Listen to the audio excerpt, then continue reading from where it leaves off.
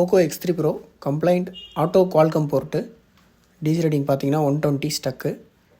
இது வந்து UFS problem தான். ஸோ நம்ம போர்ட்லேருந்து யூஎஃப்எஸ் எடுத்து F64 செக் பண்ணுறப்ப loan 0 not ready. So security file backup எடுக்கிறதுக்கே பல மணி நேரம் ஆச்சு. ஸோ அதை பேக்கப் எடுத்து ப்ராப்பராக வந்து இசிஜி அட்டாக் மூலிமா ஸோ நம்ம வந்து ரீப்ரோக்ராமிங் பண்ணி இன்ஜினியரிங் ராம் ஃப்ளாஷ் பண்ணி செட்டை வந்து போர்டில் ஸ்டோரேஜை வந்து போர்டில் ஃபிக்ஸ் பண்ணியாச்சு. பட் வந்து செட்டு வந்து same condition. So CPU RAM வந்து ட்ரை சால்ர் ஆகிருக்கலாம். ஸோ அதனால் அதையும் ப்ராப்பராக வந்து நம்ம ரிமூவ் பண்ணி ஸோ எந்த ஒரு பிரிண்ட்டும் டேமேஜ் ஆகாமல் so hard block pasted board. So அதனால் ப்ராப்பராக வந்து நம்ம ரீபால் பண்ணி திரும்ப ரேமையும் CPUவும் ஃபிக்ஸ் பண்ணிவிட்டு செக் பண்ணி பார்த்ததில் ஃபோன் வந்து கம்ப்ளீட்டாக ஆன் ஆயிடுச்சு. ஸோ இன்ஜினியரிங் மோடில் செட்டு வந்து ஆன் ஆயிடுச்சு.